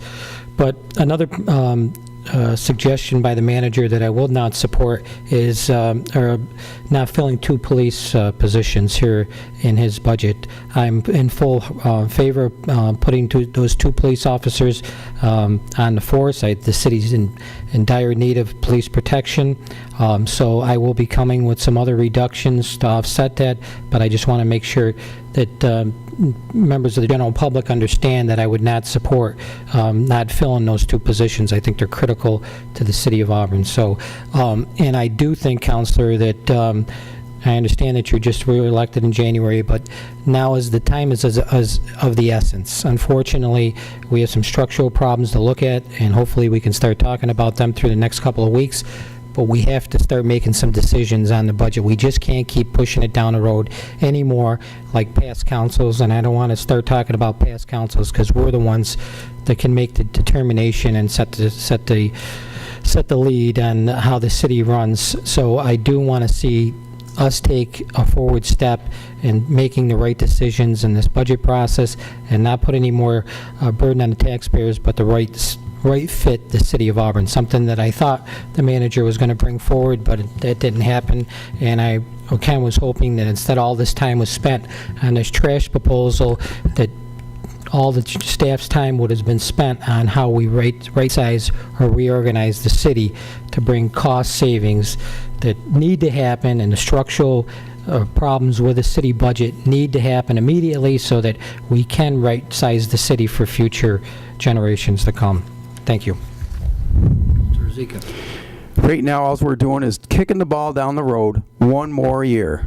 That's all I see this budget doing, and it's not only is it kicking the ball down one more year, but it's grabbing the taxpayer by his heels and dumping some more change out of his pocket. I don't see any planning here, or even the attempt to begin for any future planning here. It looks to me like we're just getting through this gate, and we're going to do it by putting a trash tax on. And that's all I see, is let's get through this hurdle. We're borrowing against our pension fund. We're doing some of these other, I'm going to say, non-structural changes just to get us through this year. And then we'll worry about it later. Well, we can't keep pushing this down the street. It has to begin, and it has to begin now. What we set in this budget this year, especially with this, if this trash tax goes through, all I see it is I'm going to call it a gateway for future increases on that fee. And I see nothing more than that would be another hook that will be constantly ratcheted up every year, or maybe even something else added. We got to start looking at how we do our business. Consolidation, reorganization, and right-sizing is the thing to do. Not only does it help this year, but it helps future years.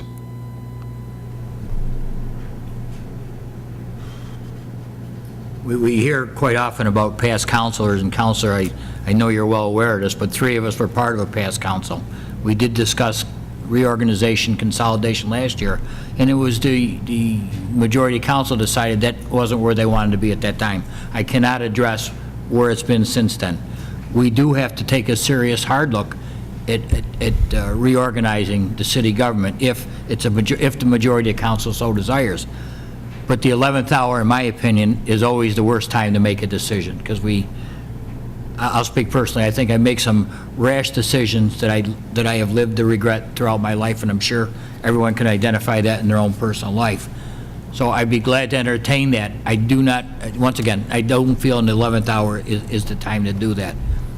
Counselor, in regards to your ringing the bell and how do we unring the bell, part of our problem is we have people coming, speaking in public to be heard, which we want to encourage, but they don't stay to listen to the entire story. That's part of the problem. Then it hits the internet, and before long, we're all, the mayor and councilors are all driving gold Cadillacs because we're getting a windfall from the trash collection or something along those lines. Taking that a little far afield, but you never know in this day and age. I believe that we as a council, we have to get a budget together, something we can work with, something that's fair and equitable to our residents. I don't feel the way we do trash now, by being a single, I think probably everyone on council is a single-family owner of a property. I don't believe in supporting the business people who have the multiple dwellings. Yes, there are mom and pops with a double. I understand that, but that's part of doing business. So I do not support myself and my family, and I'll speak only for myself, supporting the business person who doesn't want to pay a fair share of their trash removal fee. Going back to the trash, Councilor Cuddy, I agree with you. If you're a city resident, you should have access to the landfill anytime you want. But I would hope that we could track that, because I don't want every person with a pickup truck to start hauling trash from anywhere in the community. So if that were to come to be, that would be a charge to the landfill. And at the same time, then I'm going to stop, Councilor. I do believe, I live in a different neighborhood than anyone else in here. And once again, I'm tired of driving through the city on the first of the month when apartment dwellers change. There's mattresses, there's couches, there's everything under the sun out there. Then we have to wait to get a sticker to pick it up.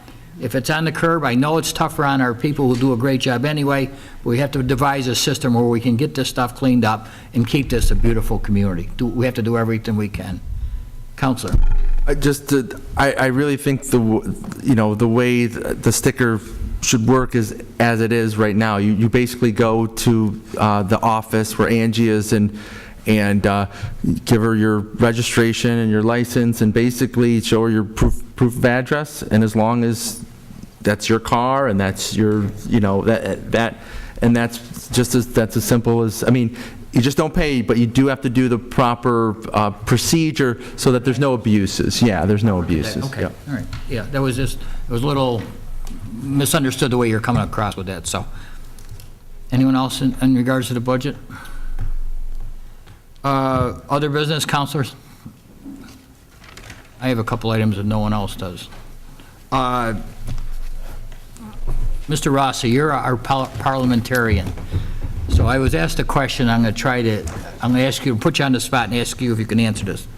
One of our resolutions last week, there was a motion to table it, which the motion was defeated. There was discussion on the matter. Mm-hmm. At that point, council voted to table it. Was that legal? And I want to make sure I get this question right. Have there been an action taken on the resolution, or was it legal or proper to table it a second time? It should have been taken initially. If someone made a motion to table it, there had to be a disposition of that motion. Which there was. Okay, and that motion was... You weren't here, were you? No, I wasn't. I'm sorry. But that's okay. Could we discuss it, was the question? There was a motion made, and I don't remember which resolution it was. All right, motion was tabled. There was a motion to table, and there was a second. Okay. A vote was taken, and it was not tabled. It was defeated. The motion was defeated. We had a discussion in regards to the resolution. Everyone weighed in, and at that point, there was a motion made once again to table it. That's improper. Okay. Should not have been made. Well, you missed a step. We put it on the table. It was a motion Yeah, and but a wait, second. but if you table it if the motion to table the first time was defeated, Yeah. you can't come back and redo it. Oh. So I was in error because I did it, so. I have a question on that. On second question, if something is tabled, no discussion? You can't discuss it after it's tabled? So we had this, After it's tabled. right. No, It's done. if it's tabled, it's tabled. Yeah, The reason we said no to tabling is that we thought if we table it, it was the trash fee. Was it? I don't recall which one it was. That's why we The didn't, trash fee, we wanted to be able to discuss the trash fee, so we voted not to table it, thinking that would allow us to discuss it. All right. So we voted no to tabling it, discussed it, and then tabled it. Yeah, I know. Uh-oh. It should have been a vote up or down. Up or down? Yeah. Then I stand in error because I allowed it, so. We should have pulled But it. at least, I know now. I know, so. Okay. You can't have another night off. Oh, please. Only a few, one or two. There will be a caucus of the Democrat members of City Council next week at 5 PM prior to our City Council meeting. And that's all I have, Council. Anyone else? Councilor. I'd mentioned this earlier about the water meter project, and it's just very unfortunate that the person that wrote the letter to the editor about receiving a letter from a private contractor before being notified by the city, and it just seems that,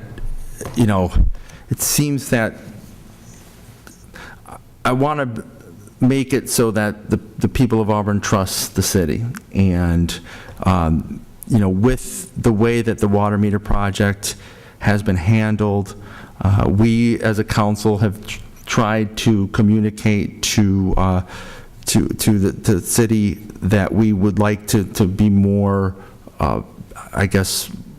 more proactive in helping them. And since our overture or our request to do that, we're still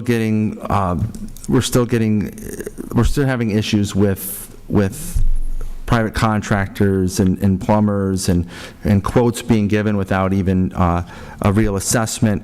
And I'm just really upset. It really makes the city look bad, and at a time when I want to engender trust with the public, it's very difficult. And to me, this is an issue where, we have a private contractor that has hired another private contractor. So there's so many layers of confusion, and I'm just worried, I hope that the city was in no way, I'm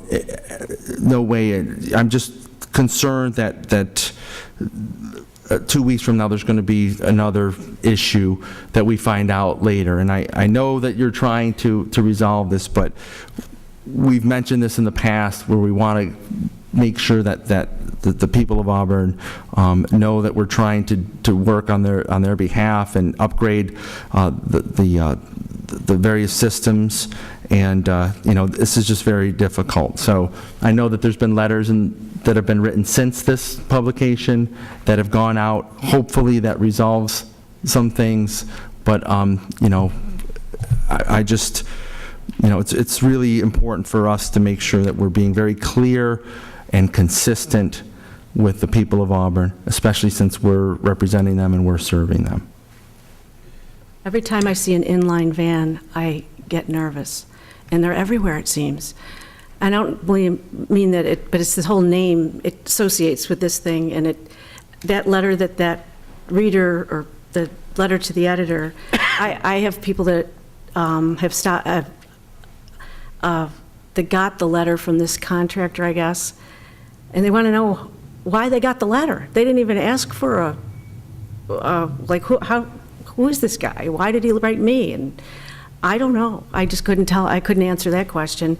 And they know more. I know zip about plumbing, but this man knew about things in their house they didn't even realize. I just can't believe the one thing after another that's gone wrong with this project. And I apologize to the public on every level, that the people that have gotten these letters, it's just unbelievable. It's like the nightmare that keeps on giving, one right after the other. Council. Doug, they say confession is good for the soul. So why don't you explain what happened and how those names got out? Okay. The list was a list that Inline was maintaining internally. Correct. Of services that they passed over because there was some issue.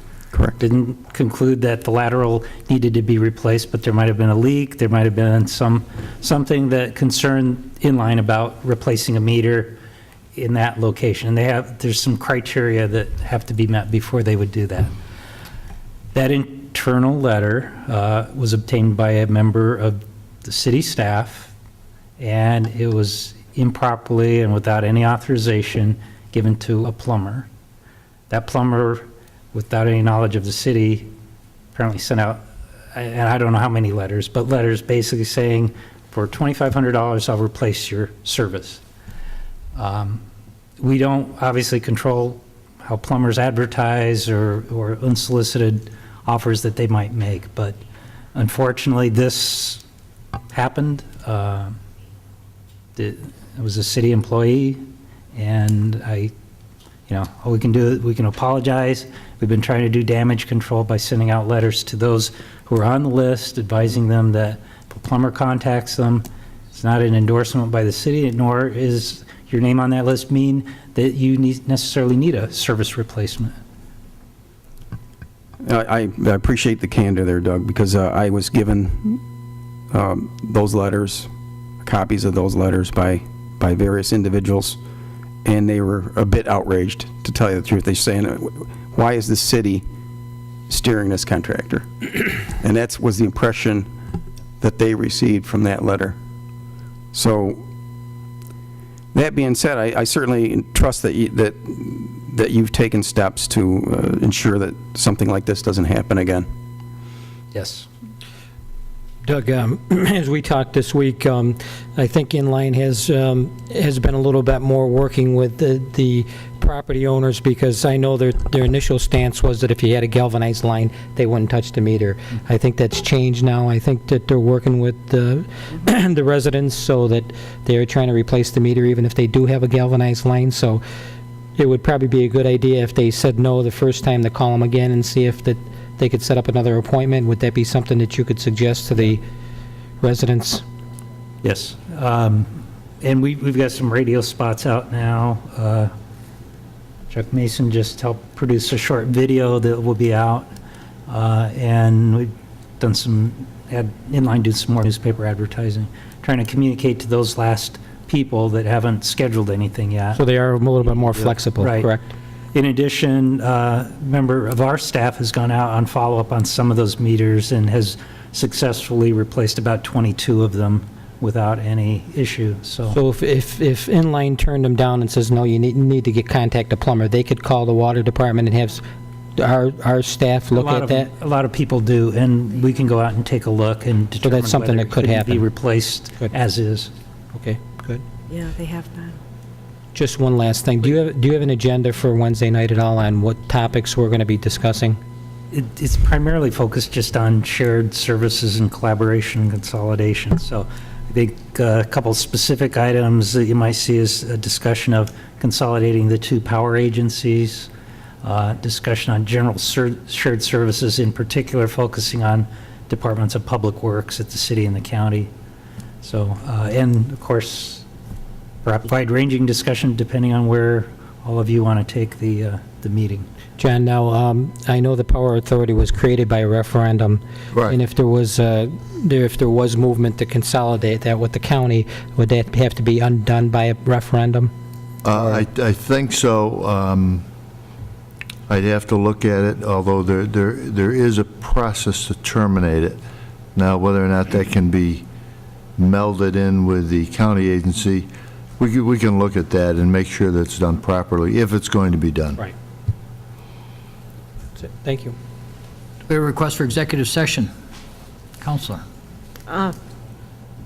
Litigation, I guess. litigation? Yeah. Very well. I'll add a property transfer in there, as long as you ask for If you're going to have one anyway, I'll add a personnel item a in. personnel item. Okay. I'm glad I have none. So we have a request for executive session for litigation, personnel issue, and property transfer.